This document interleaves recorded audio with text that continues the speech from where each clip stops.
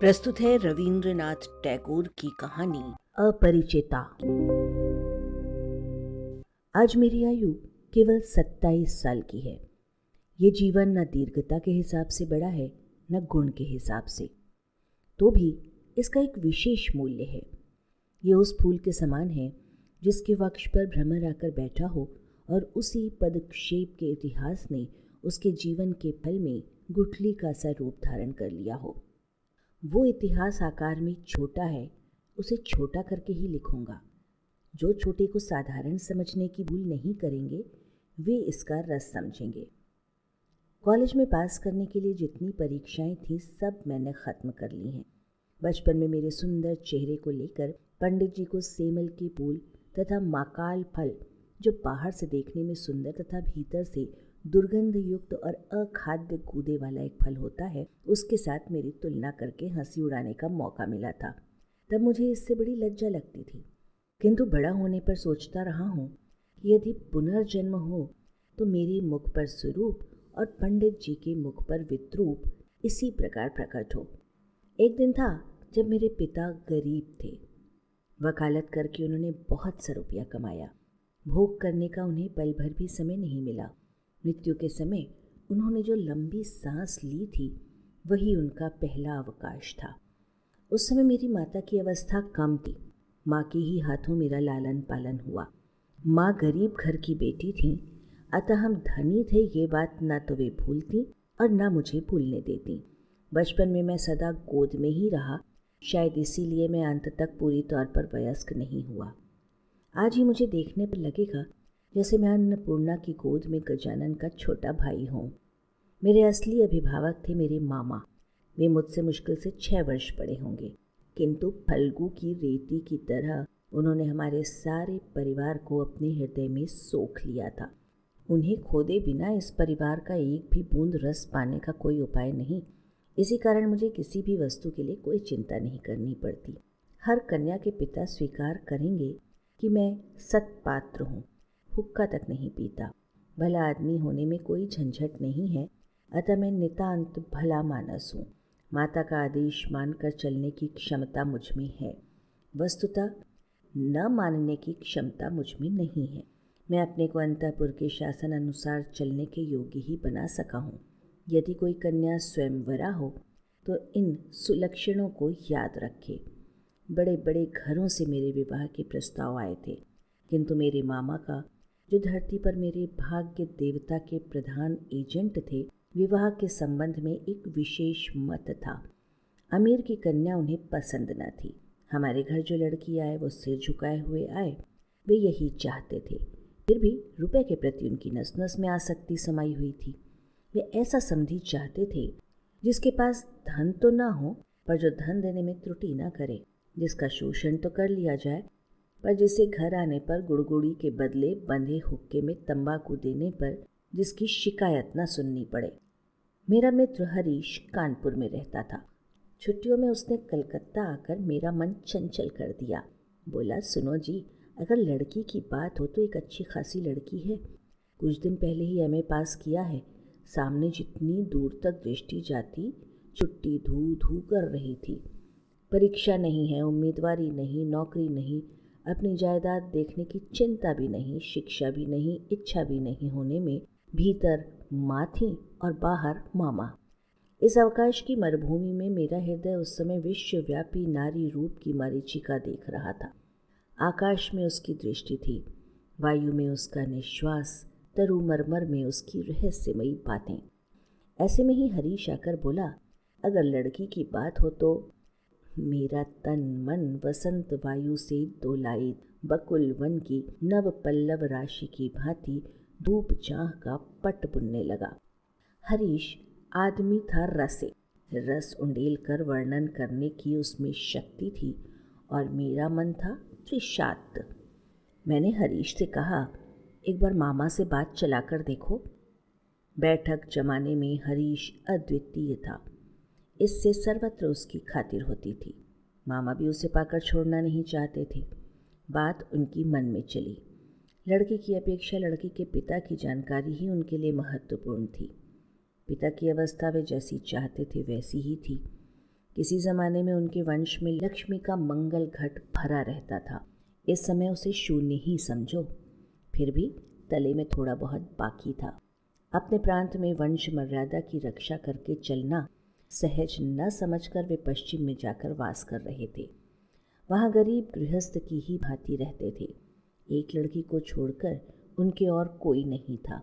अतएव उसी के पीछे लक्ष्मी के घट को एकदम औंधा कर देने में हिचकिचाहट नहीं होगी। ये सब तो सुंदर था, किंतु लड़की की आयु 15 की है, ये सुनकर मामा का मन भारी हो गया। वंश में तो कोई दोष नहीं है। नहीं, कोई दोष नहीं। पिता अपनी कन्या के योग्य वर कहीं भी न खोज पाए। एक तो वर की हाट में महंगाई थी, जिस पर धनुष भंग की शर्त। अतः बाप सब्र किए बैठे हैं, किंतु कन्या की आयु सब्र नहीं करती।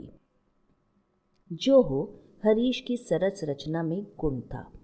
मामा का मन नरम पड़ गया। विवाह की भूमिका भाग निर्विघ्न पूरा हो गया। कलकत्ता के बाहर बाकी जितनी दुनिया है, सबको मामा अंडमान द्वीप के अंतर्गत ही समझते थे। जीवन में एक बार विशेष काम से वे कोन्नगर तक गए थे। मामा यदि मनु होते तो वे अपनी संहिता में हावड़ा के पुल को पार करने का एकदम निषेध कर देते। मन में इच्छा थी खुद जाकर लड़की देखकर आऊं, पर प्रस्ताव करने का साहस न कर सका। कन्या को आशीर्वाद देने बंगालियों में विवाह पक्का करने के लिए एक रस्म होती है, जिसमें वर पक्ष के लोग कन्या को और कन्या पक्ष के लोग वर को आशीर्वाद देकर कोई आभूषण दे जाते हैं। इस काम के लिए जिनको भेजा गया वे हमारे विनू दादा थे, मेरे फुफेरे भाई। उनके मत, रुचि एवं दक्षता पर मैं 16 आने निर्भर कर सकता था।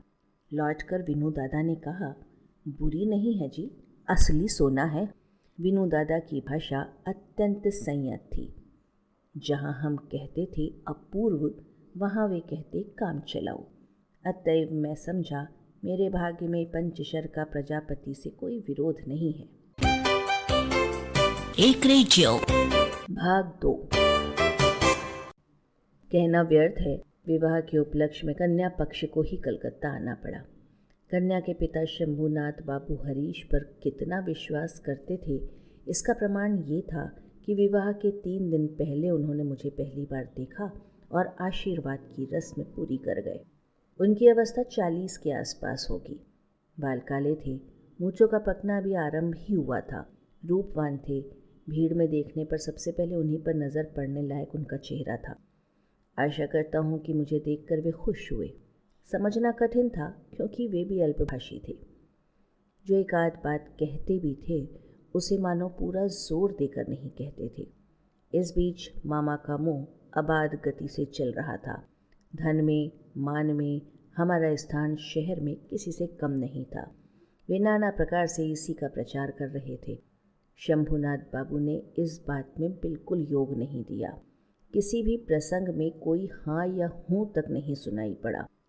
मैं होता तो निरुत्साहित हो जाता, किंतु मामा को हतोत्साहित करना कठिन था। उन्होंने शंभूनाथ बाबू का शांत स्वभाव देखकर सोचा कि आदमी बिल्कुल निर्जीव है, तनिक भी तेज नहीं। समधियों में और जो हो, तेज भाव होना पाप है। अतः मनी मन मामा खुश हुए। शंभूनाथ बाबू जब उठे तो मामा ने संक्षेप में ऊपर से ही उनको विदा कर दिया। गाड़ी में बिठाने नहीं गए। दहेज के संबंध में दोनों पक्षों में बात पक्की हो गई। मामा अपने को असाधारण चतुर समझकर गर्व करते थे। बातचीत में वे कहीं भी कोई छिद्र ना छोड़ते। रुपए की संख्या तो निश्चित थी ही, ऊपर से गहना कितने भर एवं सोना किस दर का होगा, ये भी एकदम तय हो गया था। मैं स्वयं इन बातों में नहीं था, न जानता ही था कि क्या लेन देन निश्चित हुआ है। मैं जानता था कि ये स्थूल भाग ही विवाह का एक प्रधान अंग है, एवं उस अंश का भार जिनके ऊपर है वे एक कौड़ी भी नहीं ठगाएंगे। वस्तुतः अत्यंत चतुर व्यक्ति के रूप में मामा हमारे सारे परिवार में गर्व की प्रधान वस्तु थे। जहाँ कहीं भी हमारा कोई संबंध हो, पर्वत की बुद्धि की लड़ाई में जीतेंगे, ये बिल्कुल पक्की बात थी।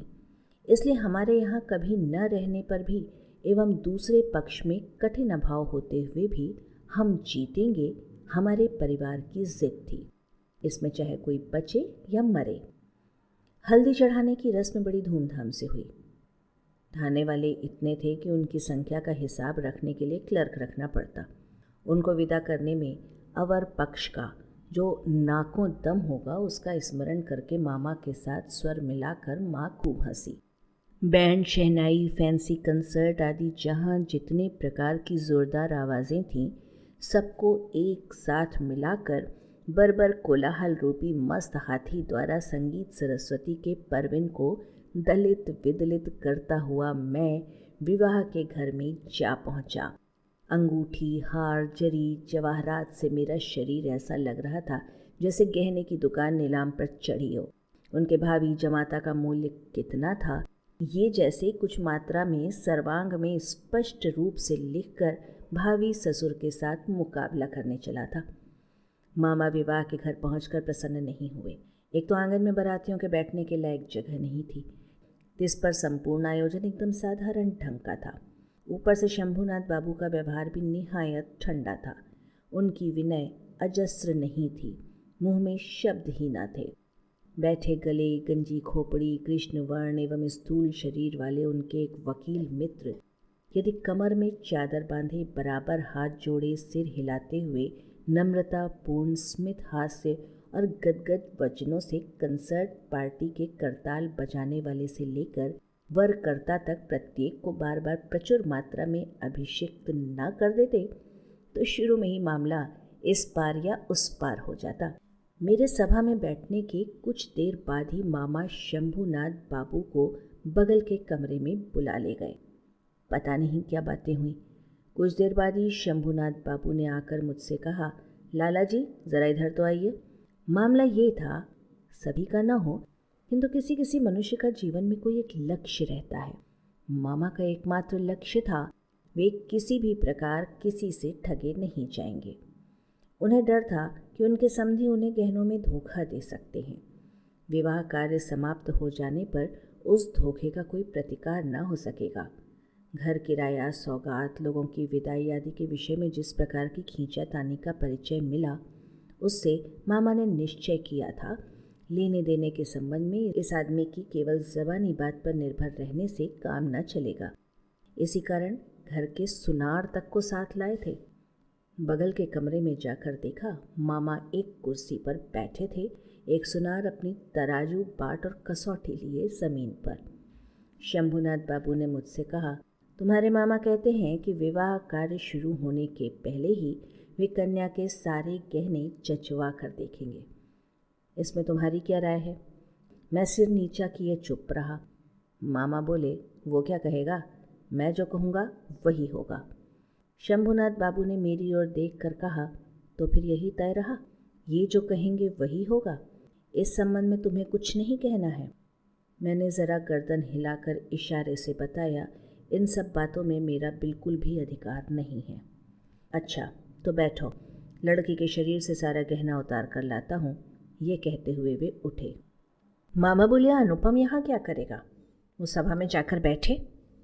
शंभुनाथ बोले, नहीं, सभा में नहीं, यहीं बैठना होगा। कुछ देर बाद उन्होंने अंगोछे में बंधे गहने लाकर चौकी के ऊपर बिछा दिए। सारे गहने उनकी पितामही के ज़माने के थे। नए फैशन का बारीक काम न था, जैसा मोटा था वैसा ही भारी था। सुनार ने हाथ में गहने उठाकर कहा, इन्हें क्या देखूं, इसमें कोई मिलावट ही नहीं है, ऐसे सोने का आजकल व्यवहार ही नहीं होता। ये कहते हुए उसने मकर के मुंह वाला एक मोटा सा बाला कुछ दबा कर दिखाया, वो टेढ़ा हो जाता था। मामा ने उसी समय नोटबुक में गहनों की सूची बना ली, कहीं जो दिखाया गया था उसमें से कुछ कम न हो जाए। हिसाब करके देखा, गहना जिस मात्रा में देने की बात थी, इनकी संख्या, दर एवं तोल उनसे अधिक थी। गहनों में एक जोड़ा ईयरिंग का था। शंभुनाथ ने उसको सुनार के हाथ में देकर कहा, ज़रा इसकी परीक्षा करके देखो। सुनार ने कहा, ये विलायती माल है, इसमें सोने का हिस्सा मामूली ही है। शंभू बाबू ने ईयरिंग का जोड़ा मामा के हाथ में देते हुए कहा, इसे आप ही रखें। मामा ने उसे हाथ में लेकर देखा, वही ईयरिंग थी जो कन्या को देकर उन्होंने आशीर्वाद की रस्म पूरी की थी। मामा का चेहरा लाल हो उठा। दरिद्र उनको ठगना चाहेगा, किंतु वे ठगे नहीं जाएंगे, इस आनंद प्राप्ति से वंचित रह गए। एवं इसके अतिरिक्त कुछ ऊपरी प्राप्ति भी हुई। मुंह अत्यंत भारी करके बोले, अनुपम जाओ तुम सभा में जाकर बैठो। शंभुनाथ बोले, नहीं, अब सभा में बैठना नहीं होगा, चलिए पहले आप लोगों को खिला दूं। मामा बोले, ये क्या कह रहे हैं, लग्न? शंभुनाथ बाबू ने कहा, उसके लिए चिंता न करें, अभी उठिए। आदमी निहायत भला मानस था, किंतु अंदर से कुछ ज़्यादा हठी प्रतीत हुआ। मामा को उठना पड़ा। बारातियों का भी भोजन हो गया। आयोजन में आडंबर नहीं था, किंतु रसोई अच्छी बनी थी और सब कुछ साफ सुथरा। इससे सभी तृप्त हो गए। बारातियों का भोजन समाप्त होने पर शंभुनाथ बाबू ने मुझसे खाने को कहा। मामा ने कहा, ये क्या कह रहे हैं, विवाह से पहले वर कैसे भोजन करेगा? इस संबंध में वे मामा के व्यक्त किए मत की पूर्ण उपेक्षा करके मेरी ओर देखकर बोले, तुम क्या कहते हो, भोजन के लिए बैठने में कोई दोष है? मूर्तिमती मातृ आज्ञा स्वरूप मामा उपस्थित थे। उनके विरुद्ध चलना मेरे लिए असंभव था। मैं भोजन के लिए न बैठ सका। तब शंभुनाथ बाबू ने मामा से कहा, आप लोगों को बहुत कष्ट दिया है, हम लोग धनी नहीं हैं, आप लोगों की योग्य व्यवस्था नहीं कर सके, क्षमा करेंगे।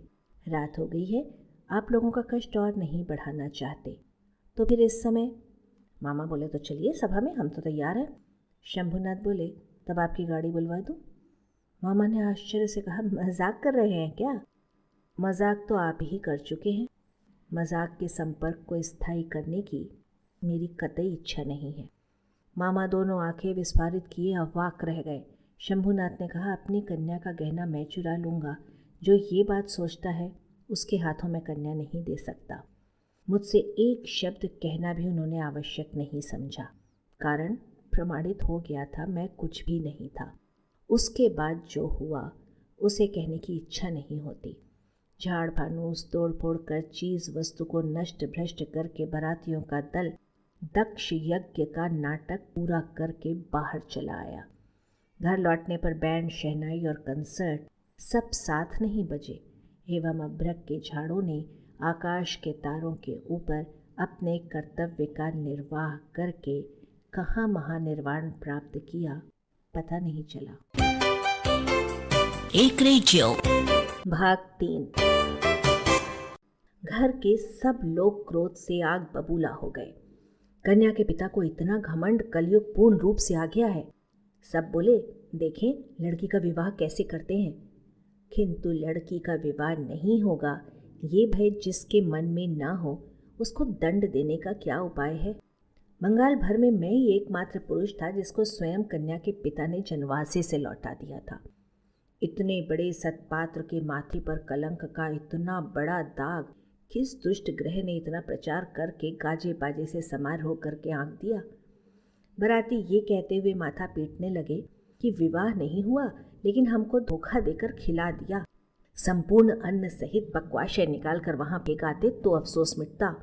विवाह के वचन भंग का और मान हानि का दावा करूंगा, कहकर मामा घूम घूम कर खूब शोर मचाने लगे।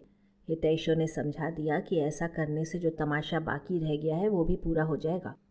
कहना व्यर्थ है, मैं भी खूब क्रोधित हुआ था।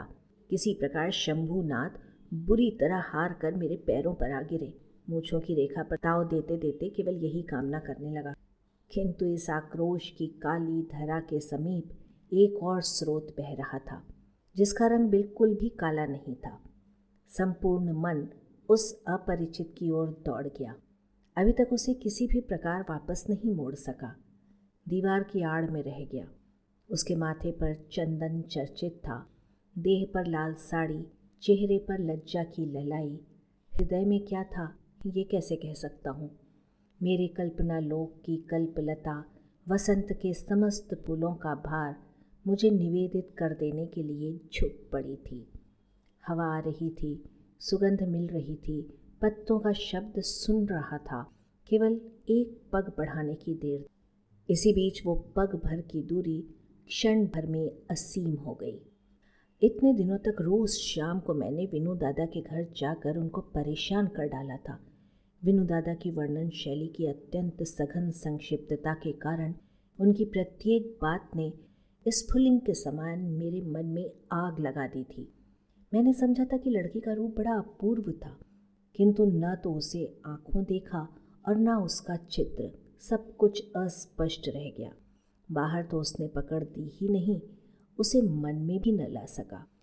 इसी कारण भूत के समान दीर्घ निश्वास लेकर मन उस दिन की उस विवाह सभा की दीवार के बाहर चक्कर काटने लगा। हरीश से सुना लड़की को मेरा फोटोग्राफ दिखाया गया था, पसंद अवश्य किया होगा, ना करने का कोई कारण ही ना था।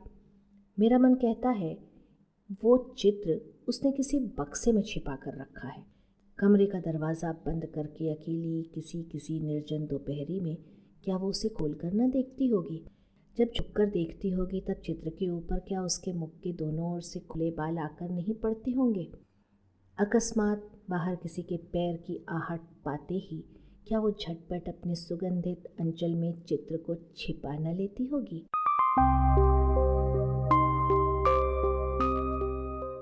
दिन बीत जाते हैं। 1 वर्ष बीत गया। मामा तो लज्जा के मारे विवाह संबंध की बात ही न छेड़ पाते। माँ की इच्छा थी मेरे अपमान की बात जब समाज के लोग भूल जाएंगे तब विवाह का प्रयत्न करेंगी। दूसरी ओर मैंने सुना कि शायद उस लड़की को अच्छा वर मिल गया है, किंतु उसने प्रण किया है कि विवाह नहीं करेगी। सुनकर मन आनंद के आवेश से भर गया। मैं कल्पना में देखने लगा, वो अच्छी तरह खाती नहीं, संध्या हो जाती है वो बाल बांधना भूल जाती है। उसके पिता उसके मुंह की ओर देखते हैं और सोचते हैं कि मेरी लड़की दिनों दिन ऐसी क्यों होती जा रही है। अकस्मात किसी दिन उसके कमरे में आकर देखते हैं लड़की के नेत्र आंसुओं से भरे हैं। पूछते हैं, बेटी तुझे क्या हो गया, मुझे बता। लड़की झटपट आंसू पोंछकर कहती है, कहाँ, कुछ भी तो नहीं हुआ पिताजी। बाप की इकलौती लड़की है ना, बड़ी लाडली है।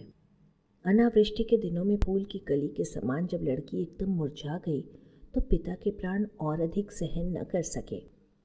मान त्याग कर वे दौड़कर हमारे दरवाजे पर आए।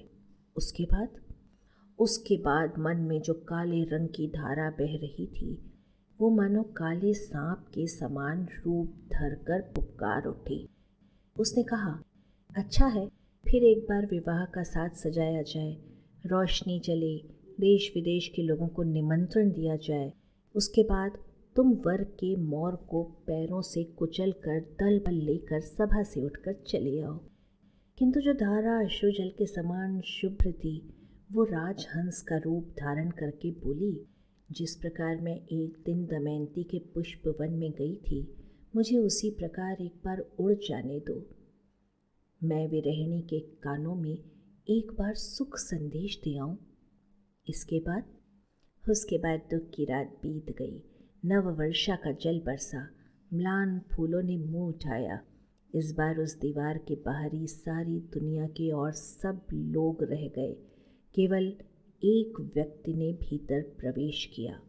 मेरी कहानी खत्म हो गई। एक रेडियो भाग 4। लेकिन कहानी ऐसे खत्म नहीं हुई। जहाँ पहुँचकर वो अनंत हो गई, वहाँ का थोड़ा सा विवरण बताकर अपना ये लेख समाप्त करूँगा। माँ को लेकर तीर्थ करने जा रहा था। भार मेरे ही ऊपर था क्योंकि मामा इस बार भी हावड़ा पुल के पार नहीं हुए। रेलगाड़ी में सो रहा था।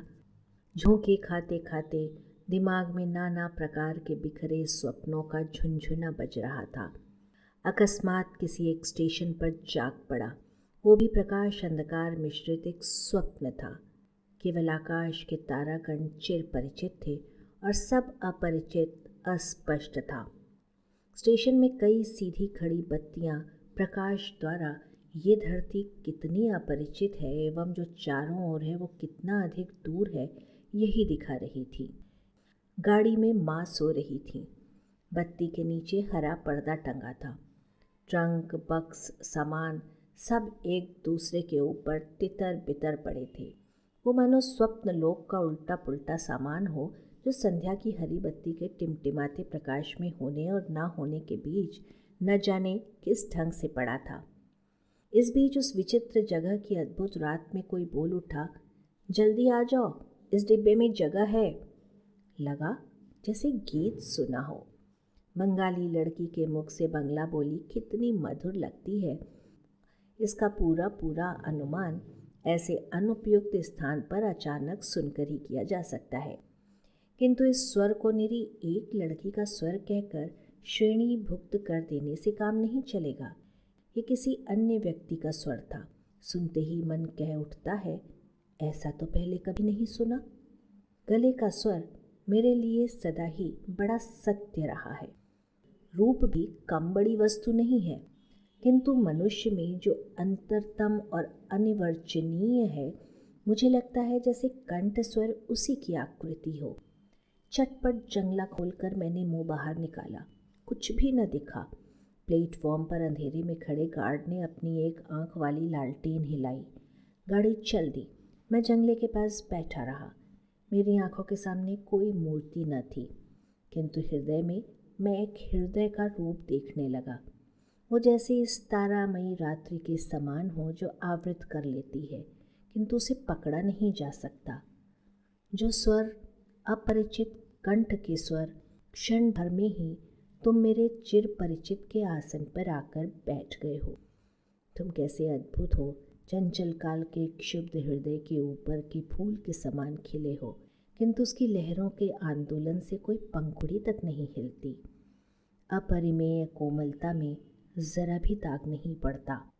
गाड़ी लोहे के मृदंग पर ताल देती हुई चली। मैं मन ही मन गाना सुनता जा रहा था। उनकी एक ही टेक थी। डिब्बे में जगह है? जगह है क्या? जगह मिले कैसे? कोई किसी को नहीं पहचानता। साथ ही ये न पहचानना मात्र कोहरा है, माया है। उसके छिन्न होते ही फिर परिचय का अंत नहीं होता। ओ सुधामय स्वर, जिस हृदय के तुम अद्भुत रूप हो, वो क्या मेरा चिर परिचित नहीं है? जगह है। जल्दी बुलाया था, जल्दी ही आया हूँ। क्षण भर भी देर नहीं की। रात में ठीक से नींद नहीं आई। प्रायः हर स्टेशन पर एक बार मुंह निकाल कर देखता। भय होने लगता जिसको देख नहीं पाया वो कहीं रात में ही ना उतर जाए। दूसरे दिन सुबह एक बड़े स्टेशन पर गाड़ी बदलनी थी। हमारे टिकट फर्स्ट क्लास के थे। आशा थी भीड़ नहीं होगी। उतर कर देखा प्लेटफॉर्म पर साहबों के अर्दलियों का दल सामान लिए गाड़ी की प्रतीक्षा कर रहा है। फौज के कोई एक बड़े जनरल साहब भ्रमण के लिए निकले थे। 2-3 मिनट के बाद ही गाड़ी आ गई। समझा फर्स्ट क्लास की आशा छोड़नी पड़ेगी। माँ को लेकर किस डिब्बे में चढ़ लूँ, इस बारे में बड़ी चिंता में पड़ गया। पूरी गाड़ी में भीड़ थी। दरवाजे दरवाजे झांकता हुआ घूमने लगा। इसी बीच सेकंड क्लास के डिब्बे से एक लड़की ने मेरी माँ को लक्ष्य करके कहा, आप हमारे डिब्बे में आइए ना, यहाँ जगह है। मैं तो चौंक पड़ा। वही अद्भुत मधुर स्वर और वही गीत के टेक की जगह है। क्षण भर की भी देर न करके माँ को लेकर डिब्बे में चढ़ गया। सामान चढ़ाने का समय प्रायः नहीं था। मेरे जैसा असमर्थ दुनिया में कोई न होगा। उस लड़की ने ही कुलियों के हाथ से झटपट चलती गाड़ी में हमारे बिस्तर आदि खींच लिए। फ़ोटो खींचने का मेरा एक कैमरा स्टेशन पर ही छूट गया। ध्यान ही न रहा। उसके बाद क्या लिखूं नहीं जानता। मेरे मन में एक अखंड आनंद की तस्वीर है। उसे कहाँ से शुरू करूं, कहाँ समाप्त करूं। बैठे बैठे एक वाक्य के बाद दूसरे वाक्य की योजना करने की इच्छा नहीं होती। इस बार उसी स्वर को आंखों से देखा। इस समय भी वो स्वर ही जान पड़ा। माँ के मुंह की ओर ताका, देखा कि उनकी आंखों के पलक नहीं गिर रहे थे। लड़की की अवस्था 16 या 17 होगी, किंतु नवयौवन ने उसके देह मन पर कहीं भी जैसे जरा भी भार न डाला हो। उसकी गति सहज, दीप्ति निर्मल, सौंदर्य की शुचिता अपूर्व थी। उसमें कहीं कोई जड़ता न थी। मैं देख रहा हूँ, विस्तार से कुछ भी कहना मेरे लिए असंभव है। यही नहीं, वो किस रंग की साड़ी किस प्रकार पहने हुए थी ये भी ठीक से नहीं कह सकता। ये बिल्कुल सत्य है कि उसकी वेशभूषा में कुछ ऐसा न था जो उसे छोड़कर विशेष रूप से आँखों को आकर्षित करे। वो अपनी चारों ओर की चीज़ों से बढ़कर थी। रजनीगंधा की शुभ्र मंजरी के समान सरल वृंत के ऊपर स्थिर जिस वृक्ष पर खिली थी उसका एकदम अतिक्रमण कर गई थी। साथ में 2-3 छोटी छोटी लड़कियां थीं। उनके साथ उसकी हंसी और बातचीत का अंत न था। मैं हाथ में एक पुस्तक लिए उस ओर कान लगाए था। जो कुछ कान में पड़ रहा था वो सब तो बच्चों के साथ बचपने की बातें थीं। उसका विशेषत्व तो ये था कि उसमें अवस्था का अंतर बिल्कुल भी नहीं था। छोटों के साथ वो अनायास और आनंदपूर्वक छोटी हो गई थी। साथ में बच्चों की कहानियाँ और सचित्र पुस्तकें थीं। उसी की कोई कहानी सुनाने के लिए लड़कियों ने उसे घेर लिया था। ये कहानी अवश्य ही उन्होंने 20-25 बार सुनी होगी। लड़कियों का इतना आग्रह क्यों था ये मैं समझ गया। उस सुधा कंठ की सोने की छड़ी से सारी कहानी सोना हो जाती थी। लड़की का संपूर्ण तन मन पूरी तरह प्राणों से भरा था। उसकी सारी चाल ढाल स्पर्श में प्राण उमड़ रहा था। अतः लड़कियां जब उसके मुंह से कहानी सुनती तब कहानी नहीं उसी को सुनती। उनके हृदय पर प्राणों का झरना झर पड़ता। उसके उस उद्वासित प्राण ने मेरी उस दिन की सारी सूर्य किरणों को सजीव कर दिया। मुझे लगा मुझे जिस प्रकृति ने अपने आकाश से वेष्टित कर रखा है वो उस तरुणी के ही अक्लांत अम्लान प्राणों का विश्वव्यापी विस्तार है। दूसरे स्टेशन पर पहुंचते ही उसने खुमचे वाले को बुलाकर काफ़ी सी दाल मोठ खरीदी और लड़कियों के साथ मिलकर बिल्कुल बच्चों की तरह कलहास्य करते हुए निसंकोच भाव से खाने लगी। मेरी प्रकृति तो जाल से घिरी हुई थी। क्यों मैं अत्यंत सहज भाव से उस हंसमुख लड़की से एक मुट्ठी दाल मोठ न मांग सका? हाथ बढ़ाकर अपना लोभ क्यों नहीं स्वीकार किया? माँ अच्छा और बुरा लगने के बीच दुचिती सी हो रही थी। डिब्बे में मैं हूँ मर्द तो भी इसे कोई संकोच नहीं, खासकर वो इस लोभ की भांति खा रही है। ये बात उनको पसंद नहीं आ रही थी और उसे बेहया कहने का भी उन्हें भ्रम ना हुआ। उन्हें लगा इस लड़की की अवस्था हो गई है किंतु शिक्षा नहीं मिली। माँ एकाएक किसी से बातचीत नहीं कर पाती। लोगों के साथ दूर दूर रहने का ही उनको अभ्यास था। इस लड़की का परिचय प्राप्त करने की उनको बड़ी इच्छा थी किंतु स्वाभाविक बाधा नहीं मिटा पा रही थी। इसी समय गाड़ी एक बड़े स्टेशन पर आकर रुक गई। उन जनरल साहब के साथियों का एक दल इस स्टेशन में चढ़ने का प्रयत्न कर रहा था। गाड़ी में कहीं जगह न थी। कई बार वे हमारे डिब्बे के सामने से निकले। माँ तो भय के मारे जड़ हो गई। मैं भी मन में शांति का अनुभव नहीं कर रहा था। गाड़ी छूटने की थोड़ी देर पहले एक देशी रेल कर्मचारी ने डिब्बों की 2 बेंचों के सिरों पर नाम लिखे हुए 2 टिकट लटकाकर मुझसे कहा कि इस डिब्बे की ये 2 बेंचें पहले से ही 2 साहबों ने रिजर्व करा रखी हैं। आप लोगों को दूसरे डिब्बे में जाना होगा। मैं तो झटपट घबराकर खड़ा हो गया। लड़की हिंदी में बोली, नहीं, हम डब्बा नहीं छोड़ेंगे। उस आदमी ने जिद करते हुए कहा, बिना छोड़े कोई चारा नहीं।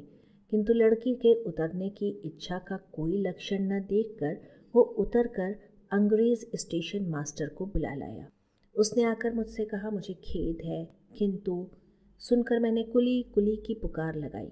लड़की ने उठकर दोनों हाथों से आग बरसाते हुए कहा, नहीं, आप नहीं जा सकते, जैसे हैं बैठे रहिए। ये कहकर उसने दरवाजे के पास खड़े होकर स्टेशन मास्टर से अंग्रेजी में कहा, यह डिब्बा पहले से रिजर्व है, ये बात झूठ है। ये कहकर उसने नाम लिखे टिकटों को खोलकर प्लेटफॉर्म पर फेंक दिया। इस बीच में वर्दी पहने साहब अर्दली के साथ दरवाजे के पास आकर खड़ा हो गया था। डिब्बे में अपना सामान चढ़ाने के लिए पहले उसने अर्दली को इशारा किया। उसके पश्चात लड़की के मुंह की ओर देखकर, उसकी बात सुनकर, मुख मुद्रा देखकर स्टेशन मास्टर को तोड़ा छुपा और उसको ओट में ले जाकर पता नहीं क्या कहा। देखा गया गाड़ी छूटने का समय बीत चुकने पर भी और एक डिब्बा जोड़ा गया, तब कहीं ट्रेन छूटी। लड़की ने अपना दल बल लेकर फिर दोबारा दाल मोठ खाना शुरू कर दिया और मैं शर्म के मारे जंगले के बाहर मुंह निकालकर प्रकृति की शोभा देखने लगा। गाड़ी कानपुर में आकर रुकी। लड़की सामान बांधकर तैयार थी। स्टेशन पर एक अबंगाली नौकर उनको उतारने का प्रयत्न करने लगा। तब फिर माँ से न रहा गया। पूछा, तुम्हारा नाम क्या है बेटी? लड़की बोली, मेरा नाम कल्याणी है। सुनकर माँ और मैं दोनों ही चौंक पड़े। तुम्हारे पिता? वे यहाँ डॉक्टर हैं। उनका नाम शंभुनाथ सेन है। उसके बाद ही वे उतर गईं। एक रेडियो उपसंहार।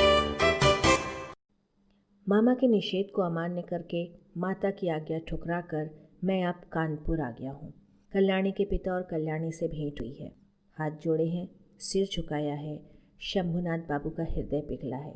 कल्याणी कहती है मैं विवाह नहीं करूँगी। मैंने पूछा क्यों? उसने कहा मातृ आज्ञा। जब हो गया इस ओर भी मातुल हैं क्या? बाद में समझा मातृभूमि है। वो संबंध टूट जाने के बाद से कल्याणी ने लड़कियों को शिक्षा देने का व्रत ग्रहण कर लिया है। किंतु मैं आशा न छोड़ सका। वो स्वर मेरे हृदय में आज भी गूंज रहा है। वो मानो कोई उस पार की वंशी हो, मेरी दुनिया के बाहर से आई थी, मुझे सारे जगत के बाहर बुला रही थी।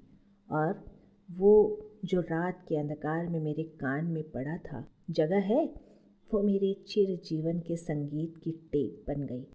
उस समय मेरी आयु थी 23, अब हो गई है 27। अभी तक आशा नहीं छोड़ी है, किंतु मातुल को छोड़ दिया है। इकलौता लड़का होने के कारण माँ मुझे नहीं छोड़ सकी। तुम सोच रहे होगे मैं विवाह की आशा करता हूँ। नहीं, कभी नहीं। मुझे याद है बस उस रात के अपरिचित कंठ के मधुर स्वर की आशा। जगह है, अवश्य है, नहीं तो खड़ा होऊंगा। इसी से वर्ष के बाद वर्ष बीतते जाते हैं। मैं यहीं हूँ, भेंट होती है, वही स्वर सुनता हूँ। जब अवसर मिलता है उसका काम कर देता हूँ, और मन कहता है यहीं तो जगह मिली है। ओरिया परिचिता, तुम्हारा परिचय पूरा नहीं हुआ, पूरा होगा भी नहीं, किंतु मेरा भाग्य अच्छा है, मुझे जगह मिल चुकी है। ये थी arparejo.com की प्रस्तुति।